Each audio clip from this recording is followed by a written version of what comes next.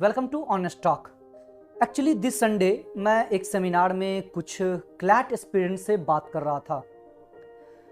उसमें मुझे कुछ पॉइंट्स मिले, कुछ ऐसी चीज़ें मुझे मिली जिसको लेकर मैंने अपने इंस्टीट्यूशन से या हमारे पढ़ाए हुए जो बच्चे अलग अलग एनएलयूज में पढ़ रहे हैं या जो एनएलयू से पास आउट हो चुके हैं, उन लोगों को मैंने डिजिटली एक फॉर्म सेंड किया, एक फीडबैक फॉर्म सेंड किया।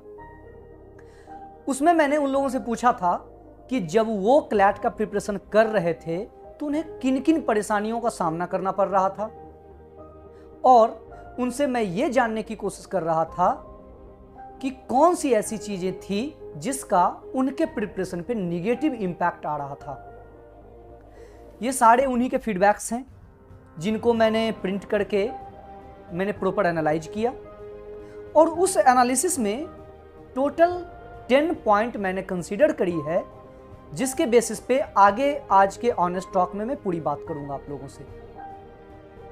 एक्चुअली आपके प्रिपरेशन ड्यूरेशन में दो चीज़ें होती हैं, आपको क्या करना चाहिए और क्या नहीं करना चाहिए। नॉर्मली आपके मेंटर, आपके टीचर, आपके गाइड, आपके इंस्टीट्यूशन, ये सभी नॉर्मली आपको ये अच्छे से बताते हैं या आपको भी पता हो जाता है कि आपको अपने प्रिपरेशन में क्या करना चाहिए सफल होने के लिए, सक्सेस होने के लिए। बट प्रॉब्लम वो होती है जब आप ये सोचते हैं या ये शायद सोच नहीं पाते हैं कि आपको क्या क्या नहीं करना चाहिए जो आपको असफल कर सकता है, आपको आपके सक्सेस में एक बैरियर बन सकता है। तो इस एनालिसिस में मैंने उस 10 पॉइंट को कंसीडर करा है, जिसमें मैं आपको ये बताऊंगा कि किस किस पॉइंट पे आपको क्या क्या नहीं करना चाहिए, जिसके बेसिस पे आप आसानी से सफल हो सकते हैं अपने क्लैट के एग्जामिनेशन में या किसी भी कॉम्पिटिशन एग्जाम में।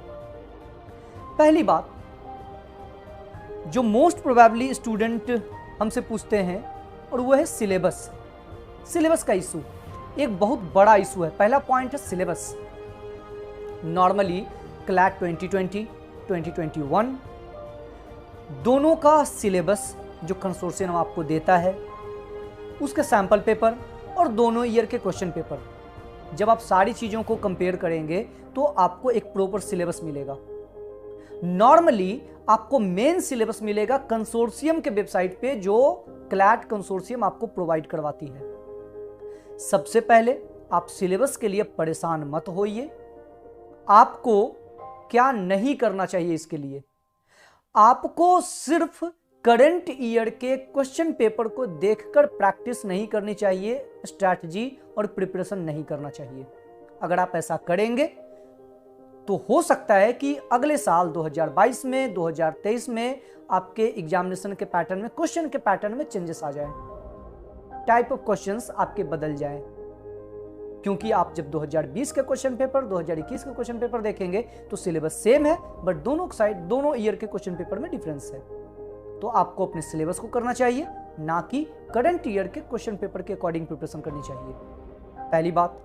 दूसरी बात जो मोस्ट इंपॉर्टेंट है, नॉर्मली क्या होता है कि आप सभी लोग या नॉर्मल बच्चे क्या करते हैं कि वो यूट्यूब पे जाते हैं, क्लैट 2020 के टॉपर, 2021 के टॉपर, 2019 के टॉपर की वीडियो देखते हैं, टॉपर का इंटरव्यू देखते हैं, और वो उनको बहुत ही आसानी से फॉलो करना स्टार्ट कर देते हैं। मैं ये नहीं कह सकता हूं या मैं ये कह भी नहीं रहा हूं कि जो टॉपर होते हैं उनकी स्ट्रैटेजी गलत होती है। उनकी स्ट्रैटेजी अच्छी थी, उनको क्या करना चाहिए था और क्या नहीं करना चाहिए था ये पता होगा, इसीलिए वो टॉप किए। बट इसका ये बिल्कुल मतलब नहीं है कि उन्हीं की स्ट्रैटेजी आपके ऊपर भी फिट बैठेगी। दैट मीन्स कि आपको अपनी स्ट्रैटेजी खुद डिसाइड करनी चाहिए। अब बात ये होता है कि अगर मैं टॉपर को फॉलो नहीं करूं तो फिर क्या करूं। टॉपर से आप सीख सकते हैं, आप मोटिवेट हो सकते हैं। जरूरी नहीं है कि उनके स्ट्रैटेजी को फॉलो करें।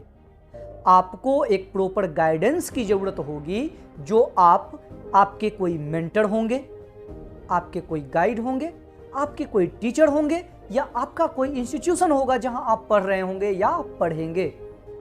आप इन्हें फॉलो करिए, आप इनसे प्रॉपर गाइडेंस लीजिए और स्ट्रैटेजी लीजिए और उसके बाद आप प्रॉपरली वर्क करिए। तो सेकंड पॉइंट क्या था कि सिर्फ टॉपर के पीछे नहीं भागना है, स्ट्रैटेजी आपकी होनी चाहिए और गाइडेंस किसी का होना चाहिए। तीसरा पॉइंट जो आपके प्रिपरेशन में आता है और वो ये कि नॉर्मली बच्चे क्या करते हैं कि अलग अलग जगह से, अलग अलग वेबसाइट से, अलग अलग टेलीग्राम चैनल से या अलग अलग जगहों से वो क्या करते हैं, too much study material collect कर लेते हैं। बहुत ज़्यादा स्टडी मटेरियल का कलेक्ट करना ये आपके एग्जामिनेशन के लिए, सक्सेस के लिए बैरियर होता है। नॉर्मली मैं बच्चों को देखता हूं कि 20-20 जीबी का स्टडी मटेरियल कलेक्ट करके रखते हो अपने मोबाइल फोन में और लैपटॉप में, जबकि वो अपने एग्जामिनेशन के प्रिपरेशन में उस 20 जीबी को कंप्लीट कर ही नहीं पाते हैं। तो करना क्या चाहिए और क्या नहीं करना चाहिए? सबसे पहले आपको ये too much study material collect करने वाला ये जो एक माइंडसेट है उसको छोड़ देना चाहिए। ये आपके सक्सेस में बहुत बड़ा एक बैरियर है, ये आप छोड़ दीजिए। क्या करना चाहिए? आपको करना ये चाहिए कि आपके जो गाइड हैं, जो मेंटर हैं, जो इंस्टीट्यूशन है, टीचर हैं, वो जो आपको प्रोवाइड करवा रहे हैं, जो गाइड कर रहे हैं, पहले आपको उसे कवर करना चाहिए। जब आप वो कवर कर लें, उसके बाद अगर आपको लगता है कि आपके पास टाइम बचा हुआ है, आपके पास एबिलिटी बची हुई है, आप और चीज़ों को कर सकते हैं, देन आप कहीं से कुछ मटेरियल लेकर एडिशनली आप उसको यूज कर सकते हैं। लेकिन ऐसा बिल्कुल मत करें और टेलीग्राम से स्पेशली बचें। ऐसा मत करें कि किसी ग्रुप में ज्वाइन हुए और वहां से जितने स्टडी मटेरियल मिल रहे हैं सारे डाउनलोड करके रख लिए और उसको पढ़ना शुरू कर दिया। प्रॉब्लम ये होता है कि आप कभी भी कंसंट्रेटेड नहीं रह पाते हैं, कभी ये पढ़ते हैं, कभी वो पढ़ते हैं, कभी उसे फॉलो करते हैं, कभी उसे फॉलो करते हैं, और ये आपके सक्सेस में बहुत बड़ा बैरियर है। इसके साथ एक और प्रॉब्लम मुझे मिला और वो था मॉक टेस्ट को लेकर। नॉर्मली बच्चे बहुत ज़्यादा कंफ्यूज होते हैं कि मॉक टेस्ट सीरीज कब स्टार्ट करना चाहिए। बहुत बार इंस्टीट्यूशन कहती है कि अर्ली मॉक टेस्ट, आपने प्रिपरेशन स्टार्ट किया और मॉक टेस्ट देना स्टार्ट कर दो। बहुत बार लोग ये कहते हैं कि नहीं, जब सिलेबस कंप्लीट कर लो तब मॉक टेस्ट स्टार्ट करो। कुछ लोग कहते हैं 50% सिलेबस कंप्लीट कर लो फिर मॉक टेस्ट स्टार्ट करो। तो कहां से मॉक टेस्ट स्टार्ट करें? इसमें गलत क्या है और सही क्या है? सबसे पहली बात, कभी भी मॉक टेस्ट को आप प्रैक्टिस पेपर के जैसा ट्रीट मत कीजिए। आपका मॉक टेस्ट है, वो आपका एक चेक पॉइंट है, ना कि वो प्रैक्टिस पेपर है। आपको प्रैक्टिस करने के लिए प्रैक्टिस पेपर यूज करना चाहिए, मॉक टेस्ट नहीं। मॉक टेस्ट आपको तब स्टार्ट करनी चाहिए नॉर्मली जब कम से कम आपका सिलेबस 90% कंप्लीट हो जाए।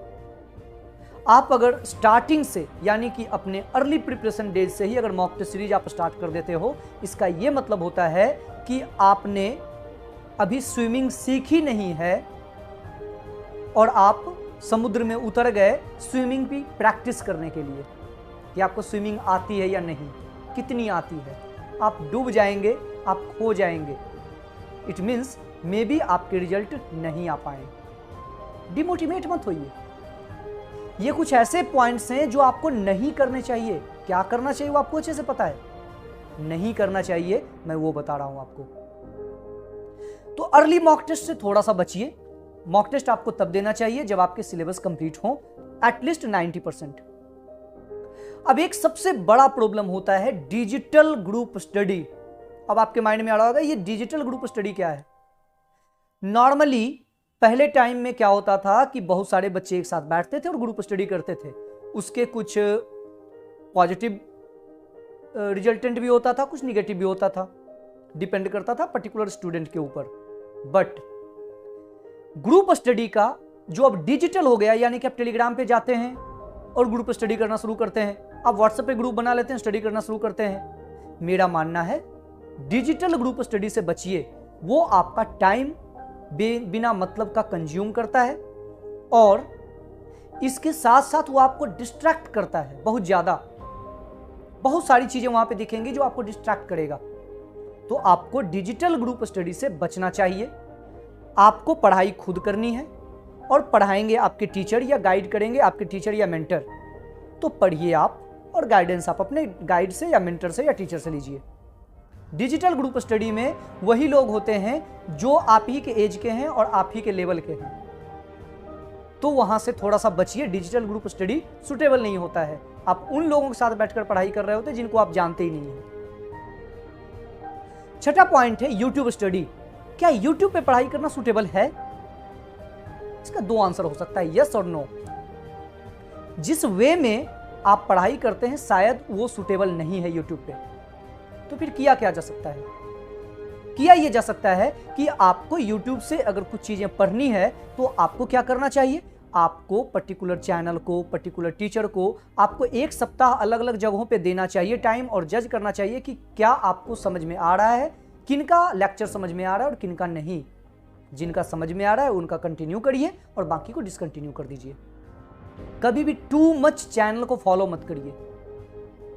ये एक चीजें हैं, यानी कि यूट्यूब स्टडी अगर आप राइट वे में करेंगे देन गुड, और अगर थोड़ा सा भी लापरवाही हुई तो यूट्यूब स्टडी आपके कैरियर को चौपट कर सकता है। और ये मेरा एनालिसिस है कि मोर देन 99% स्टूडेंट, 99% स्टूडेंट की बात कर रहा हूं, यूट्यूब से पढ़ने के बाद उनका क्लैट नहीं निकल पाता है, किस्मत को छोड़ दें तो। ठीक है, एक पॉइंट आता है, सातवां पॉइंट, वो है करंट अफेयर्स का क्या किया जाए। बहुत सारे बच्चे सोचते हैं कि करंट अफेयर्स का इतना बड़ा सिलेबस है कि वो हम एक दिन में कवर नहीं कर सकते हैं, 2 महीने में कवर नहीं कर सकते हैं, तो उसके लिए क्या करते हैं, बहुत ज़्यादा लोड लेते हैं। वो टू करंट अफेयर्स के पीछे बिल्कुल पागल होते हैं कि नहीं बिल्कुल करंट अफेयर्स पढ़ ही डालूंगा मैं। पागल मत होइए, नॉर्मली करंट अफेयर्स पढ़िए। डे टू डे जो आपके करंट अफेयर्स हो रहे हैं आप उसे पढ़ते चले जाइए। यकीन मानिए लास्ट में आपके करंट अफेयर्स का पेपर बहुत अच्छा जाएगा क्लैट में। ठीक है, आप इसे फॉलो करेंगे।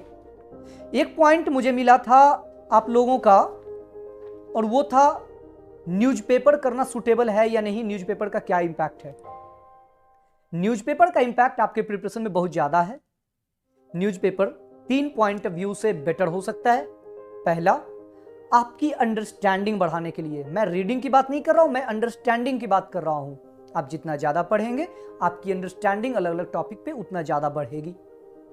दूसरा, करंट अफेयर्स की बात जो मैंने अभी जस्ट इससे पहले कहा मैंने, अगर आप करंट अफेयर्स को न्यूज़पेपर के अकॉर्डिंग एवरीडे पढ़ते जाएंगे, उसका नोट्स प्रिपेयर करते जाएंगे, तो आपको टू मच करंट अफेयर्स का लोड लेने की जरूरत नहीं पड़ेगी। एंड थर्ड पॉइंट, कि आपके करंट अफेयर्स और लीगल दोनों पेपर ऐसे हैं जहां पे ये प्रॉब्लम आती है कि कुछ जजमेंट वाले क्वेश्चन पूछ दिए जाते हैं, कुछ बिल्स एंड एक्ट्स वाले होते हैं टॉपिक, कुछ पॉलिसी वाले होते हैं। तो अगर आप न्यूज़पेपर कंटिन्यू करेंगे तो ये सारी चीज़ें ऑटोमेटिक आपका कवर हो जाएगा। तो न्यूज़पेपर रीडिंग इंपॉर्टेंट है। मैं पर्सनली आपको द हिंदू या इंडियन एक्सप्रेस दोनों में से कोई एक न्यूज़पेपर बोलूंगा, आप कंटिन्यू कर सकते हैं। सेकेंड, एक और जो 9th पॉइंट है वो है क्या स्टडी रेगुलर नहीं कर पाता हूं मैं, क्या वो सही है या गलत है। नॉर्मली क्या होता है बच्चों के साथ कि आज पढ़ाई करा, एक सप्ताह पढ़ाई करा, आज मैंने 8 घंटे पढ़ाई करी, कल मैंने ड्रॉप कर दिया, फिर मैं परसों 4 घंटे पढ़ा, फिर मैं ड्रॉप कर दिया, फिर मैं 6 घंटे पढ़ा। क्या ये सूटेबल है? आप याद रखिए, अगर आपकी स्टडी, सेल्फ स्टडी अगर रेगुलर नहीं होगी तो आपके रिजल्ट पे बहुत बड़ा इंपैक्ट डालेगा, वो निगेटिव इंपैक्ट डालेगा। यानी कि आपकी सेल्फ स्टडी रेगुलर होना चाहिए। रेगुलरिटी नेसेसरी है आपके स्टडी में। आप 2 ही घंटा पढ़ो, आप 3 ही घंटा पढ़ो, आप आधा घंटा करके 4 बार पढ़ो, 5 बार पढ़ो, 1 घंटा करके 2 बार 3 बार पढ़ो, बट वो रेगुलर होना चाहिए। आप अगर रेगुलर नहीं करेंगे तो फिर आपके रिजल्ट पे निगेटिव इंपैक्ट आ सकता है। तो आपकी स्टडी हमेशा रेगुलर होना चाहिए, इसका आप ख्याल रखेंगे। And the most important last point, 10th point, वो ये जो मैक्सिमम बच्चों के साथ होता है कि सर मैं 4 घंटे पढ़ाई करता हूं लेकिन उसका इंपैक्ट 2 ही घंटे, उसका रिजल्टेंट 2 ही घंटे के लायक होता है, 1 ही घंटे के लायक होता है। और दूसरे सेंटेंस में या दूसरे शब्दों में कहें तो बच्चों का यह कंसर्न होता है कि सर डिस्ट्रैक्शन बहुत ज़्यादा होता है जब पढ़ाई करने बैठता हूं। तो आप उसके लिए क्या कर सकते हैं? डिस्ट्रैक्शन सबसे बड़ा बैरियर है। डिस्ट्रैक्शन को खत्म करने के लिए आपको एक एग्जाम्पल समझना पड़ेगा। आप जब गेम खेलते हो, अपनी पसंद का कोई गेम खेलते हो या आप अपनी पसंद की मूवी देख रहे होते हो, एक बार रिकॉल करो खुद को, क्या आप डिस्ट्रैक्ट होते हो? मुझे यकीन है मोस्ट प्रोबेबली आप कहेंगे डिस्ट्रैक्ट नहीं होता हूं मैं। क्योंकि वो आप इसलिए डिस्ट्रैक्ट नहीं होते हो क्योंकि वो आपकी मर्जी होती है, आप अपनी खुशी से वो काम कर रहे हो, आप वो करना चाहते हो और वो आप कर रहे हो, तो आप डिस्ट्रैक्ट नहीं होते हो। फिर पढ़ाई में डिस्ट्रैक्शन को कैसे रोका जाए? पढ़ाई में डिस्ट्रैक्शन को दो तरीके से आप रोक सकते हैं। पहला ये, आप तब पढ़ाई करें जब आपकी पढ़ने की मर्जी हो, आप चाहें कि हाँ अब मुझे पढ़ना चाहिए, मेरे पास कोई टेंशन, कोई परेशानी, कोई प्रॉब्लम नहीं है, ठीक है, अब मुझे पढ़ना चाहिए, तो आप पढ़ लीजिए। जरूरी नहीं है कि आप 2 घंटा लगातार बैठकर पढ़ें, हो सकता है कि आपका कंसंट्रेशन 30 मिनट 40 मिनट का ही हो, आप उतना ही देर पढ़ें, फिर आपका जब कंसंट्रेशन आए तब आप पढ़ाई करें। यह ज्यादा बेटर हो सकता है ना कि 2 घंटा कंटिन्यू पढ़ें, 1 घंटा कंसंट्रेटेड रहा और 1 घंटे माइंड में कुछ और चलता रहा बीच बीच में, तो कंसंट्रेशन नहीं हो पाती है, यह प्रॉब्लम है। एंड द मोस्ट इंपॉर्टेंट, इसके बाद भी अगर कंसंट्रेशन का प्रॉब्लम अगर आपको होता है तो आप एक छोटा सा प्रयोग कर सकते हैं, एक एक्सपेरिमेंट कर सकते हैं खुद के साथ कुछ दिनों के लिए। आपको क्या करना चाहिए? आपको सबसे पहले वो सब्जेक्ट या वो टॉपिक चूज करना चाहिए जो पढ़ने में आपको मन लगे, आप वो पढ़ें। कुछ दिनों तक आप वो पढ़ें, या जब आप पढ़ाई करने बैठते हैं तो सबसे पहले उसे पढ़ें, और जब आप कंसंट्रेटेड हो जाएं तब आप फिर दूसरे टॉपिक को पढ़ना शुरू करें जिसको आपको पढ़ना चाहिए बाद में। तो ये आपके कंसंट्रेशन को बनाने का एक बेटर वे हो सकता है। आई होप कि आपके ये 10 पॉइंट जो नहीं करना चाहिए और उसमें क्या करना चाहिए, ये शायद आपके प्रिपरेशन के लिए यूजफुल रहा होगा। मुझे पूरा भरोसा है कि आप अपने प्रिपरेशन टाइम में इन सारे 10 पॉइंट को यूज करेंगे बेटर वे में, और यकीन मानिए आपका रिजल्ट बेहतर हो सकता है क्लैट का। ओवरऑल मेरा ये सीरीज स्टार्ट करने का मकसद ये था कि आप लोगों को बहुत सारे प्रॉब्लम्स का सामना करना पड़ता है, बहुत सारे चैलेंजेस फेस करते हैं अपने प्रिपरेशन के ड्यूरेशन में। तो जो भी प्रॉब्लम्स, जो भी इशूज, साइकोलॉजिकल, स्ट्रैटेजिकल या जिस भी तरीके की प्रॉब्लम्स होती है, वो आप हमें कमेंट बॉक्स में या आप हमारे इंस्टाग्राम चैनल पे, क्लैटियंस का इंस्टाग्राम चैनल है, आप वहां पर जाकर आप कमेंट बॉक्स में या चैट बॉक्स में हमसे आप बात कर सकते हैं। ज़रूरत पड़ेगी तो मैं आपको नंबर दे दूंगा, उस पर भी हम लोग बात कर सकते हैं। इसका मतलब सीधा सीधा ये है कि मेरा मकसद ये है कि इस ऑनेस्ट टॉक के थ्रू मैं हर सप्ताह आपके प्रॉब्लम्स को मैं आंसर करूं, आपके प्रॉब्लम को सॉल्व करने की कोशिश करूं और आपको NLU तक पहुंचाने की कोशिश करूं। तो फाइनली क्लैटियंस का भी अपना मोटो है, लर्न, प्रैक्टिस, अचीव। तो ये 3 चीजें आप याद रखिएगा, पहले सीखिए, उसके साथ उसकी प्रैक्टिस करिए। जब आप ये दोनों काम करेंगे तो अचीव जरूर करेंगे, अगर इस 10 बैरियर्स को आप अगर अवॉइड कर देंगे तो फाइनली अभी के लिए इतना ही। मिलता हूं फिर मैं आपके नए प्रॉब्लम और क्वेश्चन के साथ नेक्स्ट संडे। Thank you.